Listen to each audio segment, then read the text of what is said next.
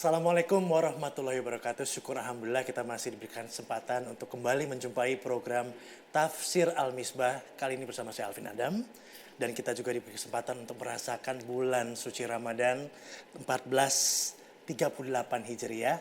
Bulan yang suci, bulan penuh rahmat, bulan penuh pahala. Ya, kalau tahun lalu kita sudah membahas surat ke-30 yaitu surat Ar-Rum. Kali ini kita masuk ke surat ke-31 yaitu surat Luqman yang tentunya akan dibahas oleh yang terhormat Bapak Quraisy Shihab. Assalamualaikum Pak Quraisy. Waalaikumsalam. Apa kabar Pak? Alhamdulillah. Selalu senang lihat Pak Quraisy ya. Mudah-mudahan. Dan juga bersama kita di sini hari ini kita kedatangan saudari kita, ada Mbak Prita Hapsari Gozi yang akan menemani kita juga di Tafsir Al-Misbah hari ini. Assalamualaikum. Waalaikumsalam warahmatullahi wabarakatuh. Sehat Mbak Prita ya? Alhamdulillah. Nah di episode pertama ini kita akan mengawali dengan membahas makna surat Luqman dari ayat pertama hingga selesai nanti. Secara garis besarnya surat Luqman ini berisikan tentang dua golongan manusia. Dua golongan orang, itu golongan orang-orang yang beruntung dan orang-orang yang merugi. Tapi untuk lebih jelasnya lagi, langsung saja kita berikan kesempatan pada Pak Quraisy untuk mulai memberikan kajian Pak. Kesempatan kali ini, silakan Pak Quraisy. Bismillahirrahmanirrahim. Alhamdulillah. Kita akan bertadarus, yakni saling mempelajari Al-Quran, berbincang untuk menarik daripadanya hikmah, pelajaran-pelajaran yang amat kita butuhkan dalam kehidupan dunia ini. Kali ini kita akan membahas surah Luqman. Surah ini terdiri dari 30 sekian ayat, 34 ayat menurut perhitungan ulama. Kandungannya berkisar pada uraian tentang keistimewaan Al-Quran. Kemudian uraian tentang bukti-bukti kuasa Allah. Kemudian uraian tentang Luqman dengan aneka hikmah yang dianugerahkan Allah kepadanya. Kemudian ada juga uraian tentang keduasan ilmu Tuhan dan kelemahan manusia menghadapi kematian. Saya kira berkisar itu surah Luqman ini. Mari kita lihat ayatnya yang pertama yang berbicara tentang Al-Quran. Dia dimulai dengan firman Allah, A'udzubillahi minasyaitonirrajim, Bismillahirrahmanirrahim, Alif Lam Mim. Sudah berulang-ulang saya menyatakan atau kita menerangkan di sini bahwa ulama berbeda pendapat tentang arti ayat-ayat Al-Quran yang dimulai dengan huruf-huruf seperti ini. Secara umum yang paling memberikan ketenangan tentang maknanya adalah Allah yang lebih mengetahui daripada kita. Karena kata alif lam mim, yasin, shad dan sebagainya itu tidak dikenal dalam kosakata bahasa Arab. Sehingga ada yang berpendapat bahwa itu isyarat seperti kalau pemain musik ada memulai dengan ini, atau ada yang berkata bahwa itu akronim alif Allah, lam Jibril, mim Muhammad. Ada lagi yang berkata itu tantangan kepada mereka yang meragukan Al-Quran. Buatlah semacam Al-Quran yang huruf-hurufnya kalian ketahui seperti alif lam mim. Bermacam-macam pendapat. Saya cenderung untuk berkata bahwa hanya Allah yang tahu persis apa maknanya. Baru dilanjutkan. Tilka ayatul kitabil hakim. Tilka. Kata tilka itu berarti itu. Kalau Anda menunjuk sesuatu dengan kata itu, maka itu memberikan kesan bahwa dia jauh dari Anda. Itu. Bisa jadi dia jauh karena terlalu tinggi, Anda di bawah. Karena itu, kalau ada ayat yang menunjuk Al-Quran dengan kata itu, maka hal tersebut mengisyaratkan bahwa kedudukan Al-Quran ini sangat tinggi. Karena sangat tinggi Anda harus hormati dia. Nah, ada juga ayat-ayat Al-Quran yang menggunakan kata hadza. Inna hadzal Quran. Sesungguhnya Al-Quran ini. Kalau kata ini itu dekat kan. Ini. Itu untuk mengisyaratkan bahwa kandungannya, kendati dia tinggi, tetapi kandungannya dekat pada Anda. ajaklah Al-Quran bersama Anda karena dia dekat pada Anda. Nah, kalau di sini dia katakan tilka ayatul kitabil hakim, itulah yakni ayat-ayat Al-Quran yang merupakan al-kitabil hakim, kitab yang penuh hikmah. Nah, apa itu hikmah? Secara singkat kita dapat berkata hikmah itu adalah amal ilmiah dan ilmu amaliyah. Anda mempunyai pengetahuan yang bisa diterapkan atau Anda mempunyai pengamalan yang yang berdasar ilmu, maka itulah hikmah. Al-Quran ini begitu. Ilmu yang bisa diterapkan sekaligus pengamalannya itu adalah pengamalan ilmiah. Tilka ayatul kitabil hakim, fungsinya adalah hudan wa rahmah lil muhsinin. Fungsinya merupakan petunjuk dan rahmat untuk orang-orang muhsin. Saya kira menarik untuk kita lihat di awal Al-Quran dia menyatakan alif lam mim zalikal kitabul la raiba fihi hudan. Tidak pakai rahmat. Di sana dia tidak sebut rahmat. Quran itu hidayat untuk seluruh manusia. Tetapi dia menjadi rahmat untuk orang-orang tertentu. Ya, baik. Kita akan jeda sejenak dan kita akan segera kembali melanjutkan tafsir Al-Misbah segera setelah pariwara berikut ini. Orang yang baik itu tidak menunggu orang datang baru dia beri zakat. Dia mengantar zakat itu. Dan dia mengantarnya dengan sempurna.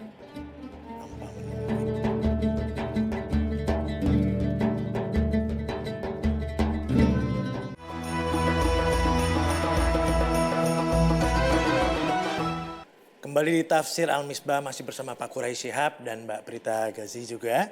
Tadi sempat dijelaskan Pak Quraisy di awal tadi bahwa kedudukan Al-Quran sangat tinggi tapi dekat dengan kita kandungannya ya. Dan Al-Quran adalah ilmu yang bisa diterapkan. Silakan dilanjutkan kembali Pak Quraisy. Baik. Jadi kita katakan tilka ayatul kitabil hakim, ada satu hal yang saya lupa, ada kata al-kitab.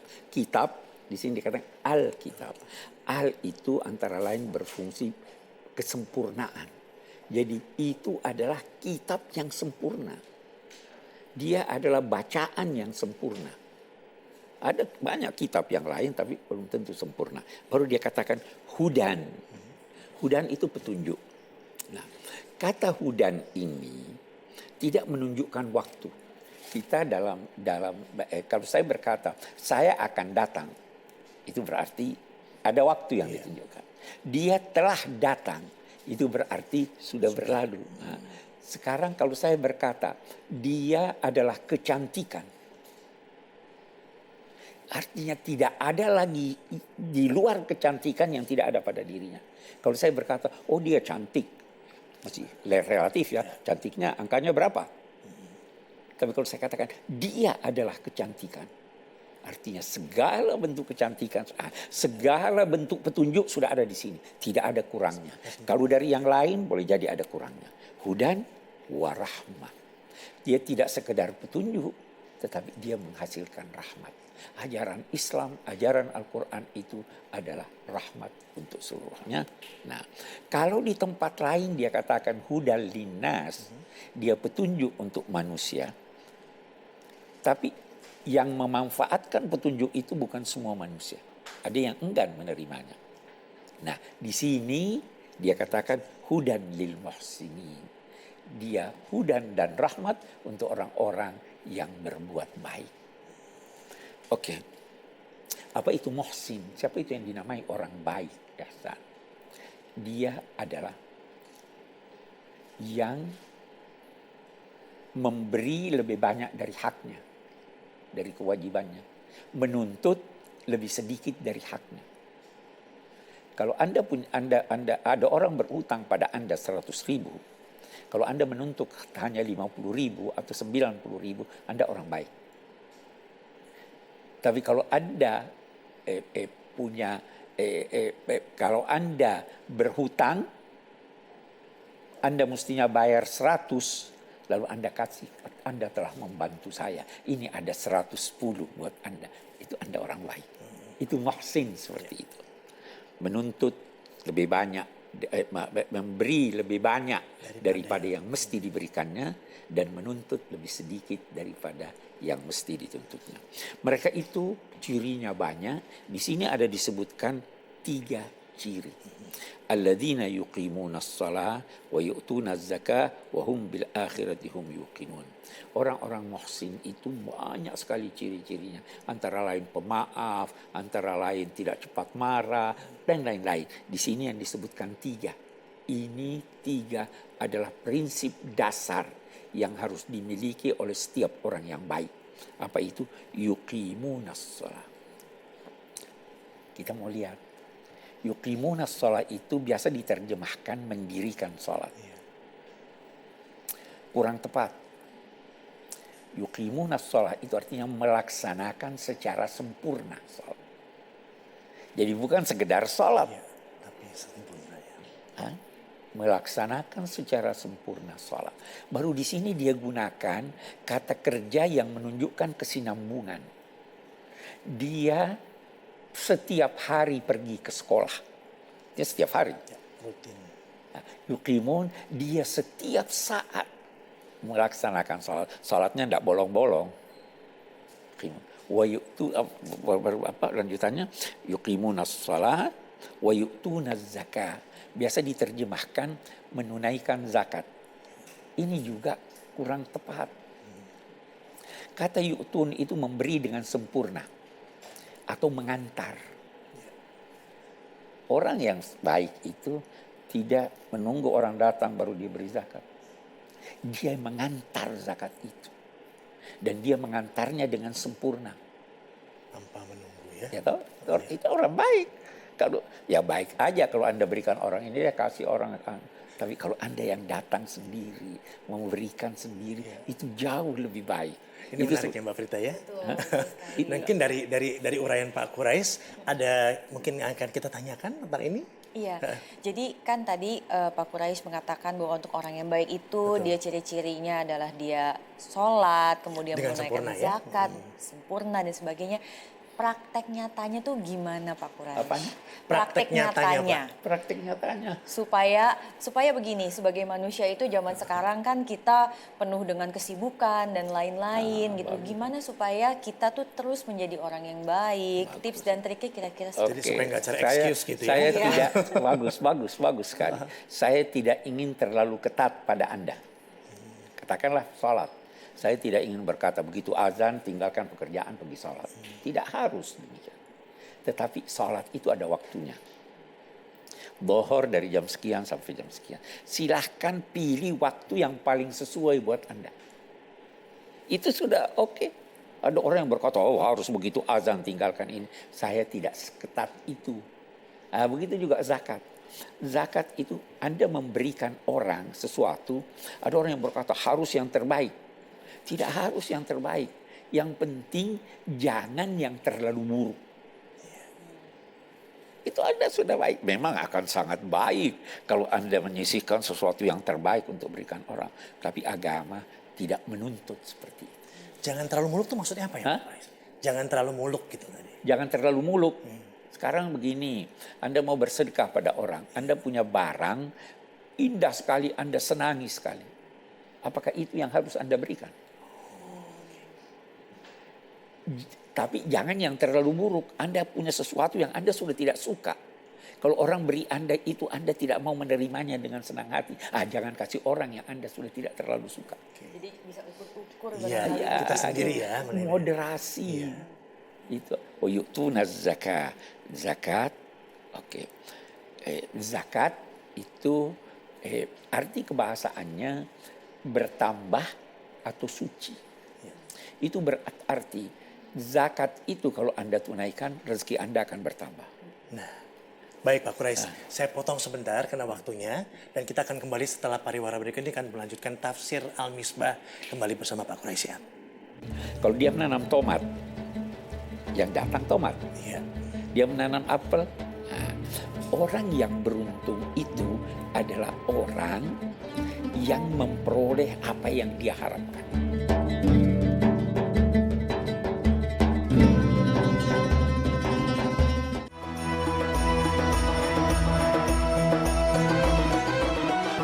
Di Tafsir Al-Misbah masih bersama Pak Quraisy Shihab, Mbak Prita Gozi, dan saya Alvin Adam. Ya, kalau tadi kita menarik ya Mbak ya, Iya. bicara tentang bahwa tidak terlalu keras kok sebetulnya untuk Iya. waktu sholat gitu ya. Tadi Pak Quraisy sempat bilang gitu. Lalu kalau zakat juga jangan terlalu muluk sebetulnya. Iya. Itu menarik sekali buat Betul, kalau buat kita. saya melihatnya jadi bahwa agama ini tuh memudahkan kita sebetulnya. Jadi jangan dibikin susah istilahnya seperti itu kali ya Pak ya. Baik, silakan dilanjutkan kembali Pak Baik, Quraisy. kita lihat ciri yang ketiga yang disebut di sini, wabil akhirati hum yuqinun. Orang-orang muhsin itu menyangkut akhirat mereka yakin. Saya mau ini. Kita dalam bahasa Indonesia seringkali kita mempersamakan percaya dengan yakin. Bahkan seringkali kita sebut yakin dan percaya. Nah, kalau dalam bahasa Al-Quran, yakin itu lebih tinggi dari percaya. Anda percaya masih bisa timbul tanda tanya di hati Anda. Saya percaya dia datang, tapi belum tentu. Ya kan? Tapi kalau yakin, sudah tidak ada lagi kekeruhan dan keraguan di dalamnya. Nah, orang yang muhsin itu yakin tentang hari kiamat. Muhsin adalah tingkat tertinggi dari hubungan antara manusia dengan Tuhan. Mukmin percaya lebih rendah dari itu.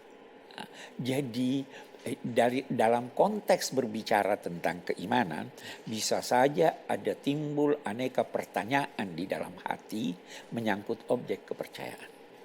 Tapi kalau sudah yakin, tidak ada lagi. Tidak ada. Itu sikap orang Muhsin. Nah, baru dikatakan ulaika ala hudam mir rabbihim. Mereka itulah yang berada di atas petunjuk. Nah, kalau saya berkata begini, di atas, kembali lagi, tinggi atau tidak? Atas pasti Di atas, ya harus tinggi. Jadi mereka berada dalam ketinggian. Atau ada yang mengibaratkan mereka itu berada di atas perahu. Perahu inilah yang membawa mereka ke tujuan.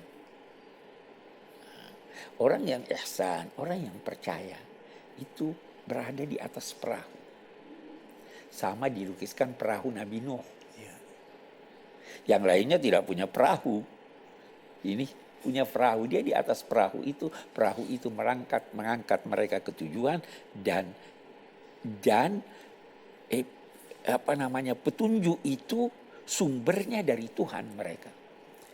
Kalau petunjuk sumbernya dari manusia belum tentu benar. Kalau petunjuk dari manusia yang tidak mengenal Anda bisa jadi lebih salah. Iya. Tapi kalau dari Tuhan yang menciptakan Anda, yang mengetahui keperluan Anda, kebahagiaan Anda lebih dari Anda, maka pasti petunjuk itu benar. Ya Berarti kan? manusia harus kenal Tuhannya ya. Iya. Untuk beda. Jadi diatur karena dia lebih tahu dari kita. Dikatakan ulaika ala hudan mir rabbihim, sumbernya dari Tuhan mereka. Wa ulaika humul muflihun, mereka itulah orang-orang yang beruntung. Nah, kita lihat lagi dari segi bahasa. Petani itu dalam bahasa Arab dinamai falah. Terambil dari kata falah. Kenapa petani dinamai falah? Karena ketika dia menanam benih, dia mengharap benih itu melahirkan apa yang dia kehendaki.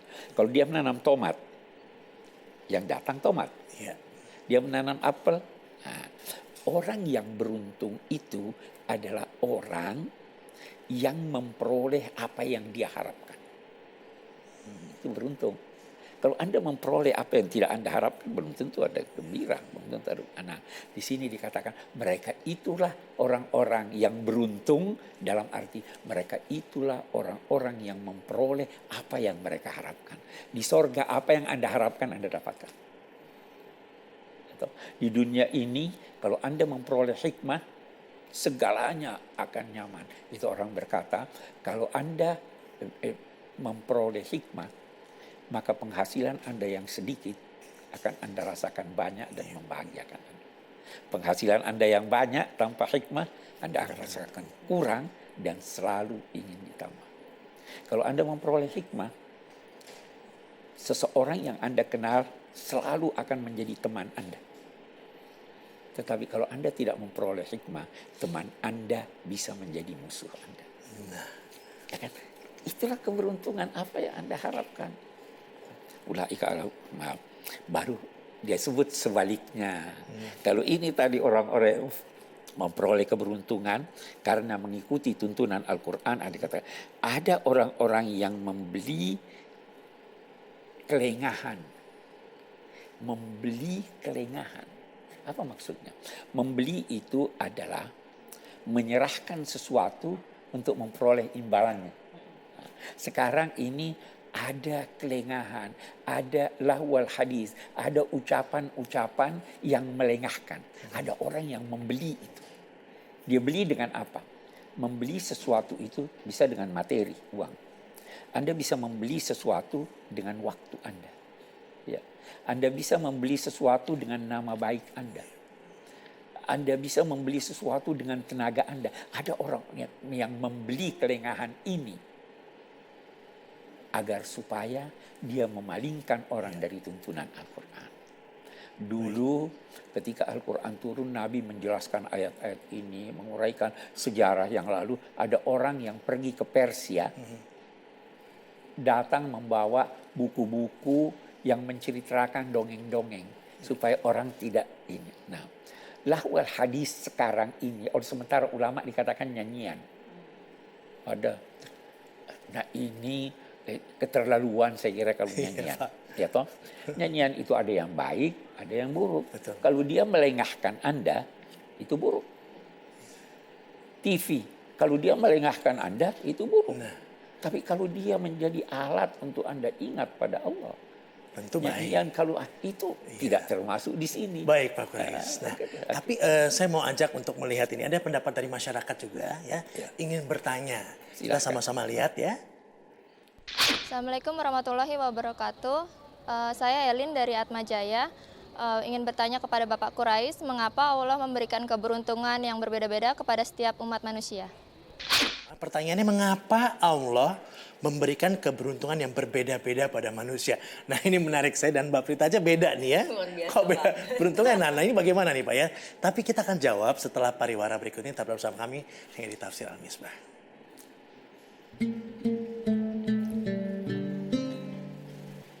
Bulan Ramadan bisa kita jadikan, kita katakan bulan latihan. Jadi mestinya setelah Ramadan itu hasil latihan ini kita peroleh dengan juga melanjutkan kebaikan-kebaikan yang ada di bulan Ramadan.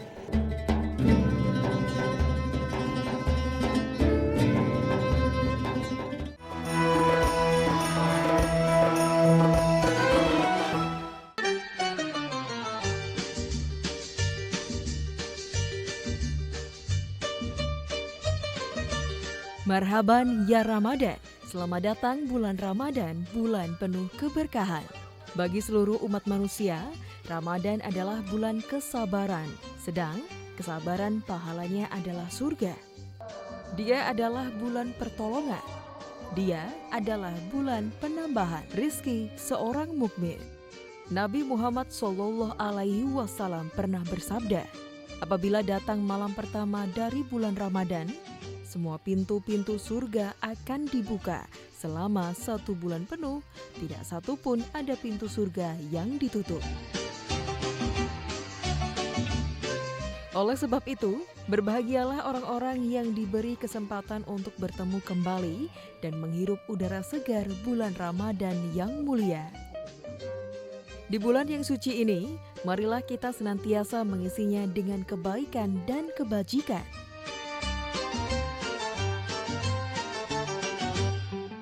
Tafsir Al-Misbah hadir untuk menemani kita semua dipandu oleh Quraisy Shihab akan membahas ayat-ayat Al-Quran sebagai kitab suci umat Islam. Marilah kita sambut kehadiran bulan yang penuh berkah dengan luapan kegembiraan semangat beribadah. Kita gunakan kesempatan emas di bulan Ramadan itu untuk membersihkan jiwa, mendekatkan diri kepada Allah Subhanahu wa Ta'ala untuk mencapai derajat insan yang bertakwa.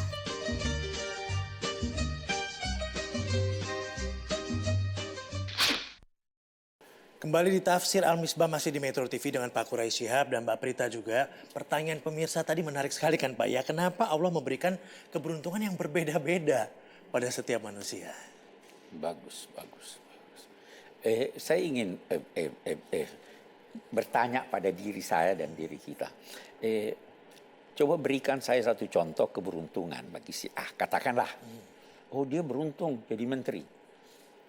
Dia beruntung jadi presiden. Dia beruntung kaya. Dia beruntung dapat anak lelaki. Mau disamakan semuanya? Jabatan presiden cuma satu kok. Jadi tidak bisa sama dong. Ya. Oh, biar sama semuanya, anaknya laki-laki aja. Bisa berlanjut kehidupan. Kalau tidak ada yang perempuan. Jadi harus berbeda-beda. Itu sebabnya, katakanlah begini. Kalau semua orang ini jadi kaya.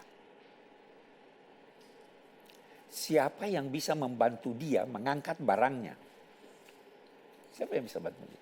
Dia tidak kuat angkat barangnya. Maka perlu ada yang miskin yang membantu si kaya, dan perlu ada yang kaya supaya membantu yang miskin. Itu di dalam Al-Quran dikatakan kami yang membagi-bagikan sarana kehidupan mereka supaya mereka saling bantu-membantu. Kalau semua sudah sama. Jadi itu hikmahnya. Hanya kita perlu garis bawahi lagi bahwa tidak jarang yang diberi suatu keberuntungan berkurang keberuntungannya dalam pihak lain.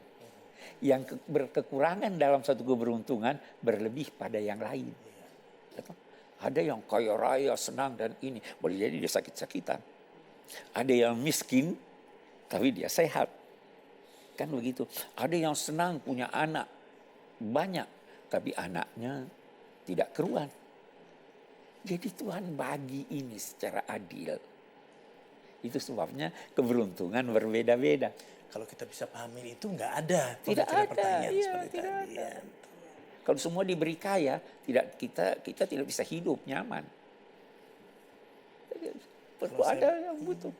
Punya pengetahuan seperti Mbak Prita, saya jadi ahli ekonomi dong jadinya. Semuanya gitu. Kita tidak bisa saling belajar ya Mas Betul, Alvin, betul gitu. sekali. Mbak Prita ada yang mau tanya kan? Iya, saya juga kalau saya tuh tertarik, ini kan kebetulan lagi bulan Ramadan, bulan yang diutamakan dan semua orang tahu bahwa di bulan ini kalau melakukan kebaikan, lalu kita akan mendapatkan balasan yang berlipat-lipat ganda. Nah, banyak fenomena yang saya dapati bahwa orang berlipat-lipat ganda, jadi dia kejar kebaikan itu hanya di bulan Ramadan, Pak Qurais. Tetapi di bulan-bulan lainnya surut lagi. Karena dianggap bulan spesial kan? Iya, Oke. betul.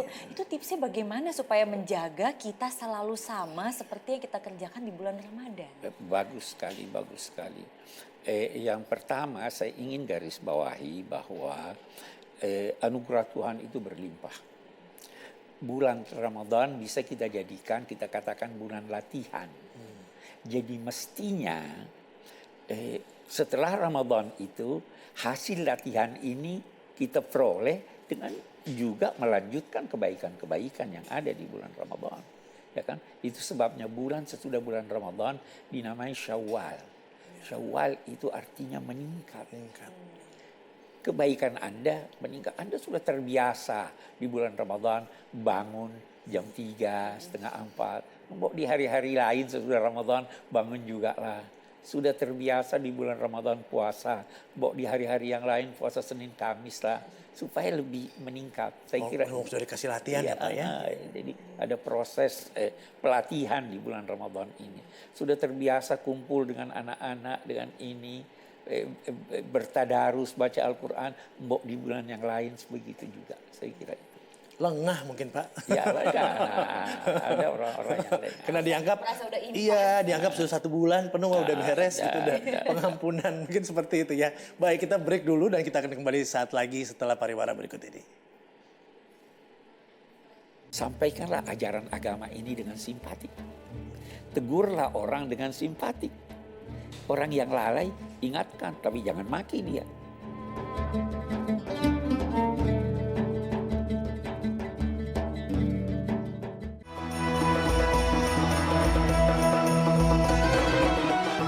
Kita kembali menyaksikan Tafsir Al-Misbah masih bersama Pak Qurais Shihab, Mbak Prita dan saya Alvin Adam. Tadi Mbak Prita sempat tanya ya, apakah hanya di bulan Ramadan saja nanti kelanjutan Pak Kures sempat menjawab tadi, Ramadan adalah untuk latihan. Setelah Ramadan ada Syawal yang kita melanjutkan lagi. Ya, jadi mesti terus berjalan ya. Pak, saya ingin bertanya ini Pak, sifat manusia itu kan dinamis ya. Di sisi lain kita mengharapkan ridho dari Allah dengan kita melakukan perintah Allah. Nah di sisi lain seringkali kita lalai. Nah ini termasuk sifat manusia yang merugi. Nah apakah kita tergolong dalam golongan orang yang bisa disebut munafik nggak Pak kalau gitu Pak? Munafik ada tanda-tandanya. Satu hal dulu yang kita perlu sadari, bahwa manusia tempatnya lupa, tempatnya lalai. Nah, tetapi dia harus berusaha untuk mengingat dan menyadari tentang kelalaiannya. Nah, Allah Subhanahu wa taala menurunkan Al-Qur'an agar manusia diingatkan supaya tidak lalai. Karena itu kita dianjurkan untuk membaca Al-Quran atau paling tidak membaca ajaran-ajaran agama. Nah, di sini ada dikatakan bahwa di lanjutan ayat itu dia katakan bahwa ada orang-orang yang dilalaikan oleh tadi nyanyian, oleh kegiatan yang tidak berguna dan lain-lain sebagainya. Mereka itu dikatakan di sini, kalau dibacakan ayat-ayat Al-Quran, mereka angkuh. Seakan-akan tidak mau mendengar. Seakan-akan di telinganya ada sumbatan. Nah, sumbatan ini yang harus kita keluarkan dari kita. Nah, salah satu bentuk sumbatan itu adalah kalau Anda menasehati orang, kalau Anda mengajak orang untuk sesuatu yang buruk. Itu menyumbat. Jadi kalau begitu, sampaikanlah ajaran agama ini dengan simpati. Tegurlah orang dengan simpati. Orang yang lalai, ingatkan, tapi jangan maki dia. Nah, tapi bahwa kita lalai, pasti manusia itu lalai. Nabi Sulaiman pun pernah lalai. Lalai dia melihat pemandangan kuda-kuda yang dimilikinya sampai matahari tergelincir tidak salat. Tapi beliau sadar. Diperintahkan itu kuda-kuda semua sembelih. Atau itu kuda-kuda semua wakafkan untuk ini. Itu kesadaran yang timbul. Jadi saya kira Anda jangan menuntut manusia itu menjadi malaikat. Manusia adalah manusia, tempat salah, tetapi dia harus sadar dan mengingatkan dirinya tentang kelalaian. Diingatkan oleh Al-Quran. Dia diingatkan oleh Al-Quran atau yang membaca Al-Quran. Asal jangan keterusannya kita lalai terus. Gak ingat-ingat Kalau karena ditutup. udah ingat terus gak dilakukan. Kita sekarang ini berusaha mengingatkan diri kita dan pemirsa ya. Baik Pak Kurais, karena waktu juga mungkin dari pembicaraan kita dari awal hingga saat ini, kesimpulan yang kita bisa dapatkan dari... Iya, yang pertama saya kira bahwa kitab Al-Quran ini adalah kitab sempurna. Yang mengandung tuntunan-tuntunan yang membawa kepada hikmah. Yang kedua, dia adalah petunjuk untuk setiap waktu. Dia telah memberi petunjuk untuk orang-orang masa lalu, masa kini, dan untuk masa datang. Dan petunjuk itu mengandung rahmat dan kasih sayang. Itu berarti bahwa kalau Anda telah memperoleh petunjuk ilahi, maka pasti Anda melahirkan rahmat. Kalau tidak melahirkan rahmat, itu bukan petunjuk. Nah, petunjuk ini diamalkan dengan baik oleh orang-orang yang baik, muhsinin, yang cirinya antara lain melaksanakan salat secara bersinambung dan sempurna, menunaikan zakat dalam arti kata mengeluarkannya dengan sempurna, bahkan mengantarkannya, dan mereka itu yakin tentang adanya hari kemudian. Nah, orang-orang yang semacam ini berada di atas perahu yang dapat mengantar mereka mencapai tujuan yang diharapkan. Berbeda dengan orang-orang yang menjadikan kelalaian sebagai sifatnya. Orang-orang itu lalai karena enggan mendengarkan petunjuk-petunjuk ilahi. Saya kira itu kesimpulan kita. Dan juga yakin ya Pak Kurais ya. Ya. Dengan keyakinannya maka tentunya cuma satu yang diyakinkan. Iya, dia hanya kepada Tuhan. Baik Pak Kurais, terima kasih banyak untuk penjelasannya. Pak Prita juga terima kasih. Dan mudah-mudahan saja ini bisa menjawab keinginan tahun kita mengenai surat Luqman dari ayat 1 tadi hingga ayat yang kita informasikan tadi. Besok kita akan kembali jumpa pada waktu yang sama di Tafsir Al-Misbah. Wabillahi taufiq wal hidayah. Wassalamualaikum warahmatullahi wabarakatuh. Waalaikumsalam.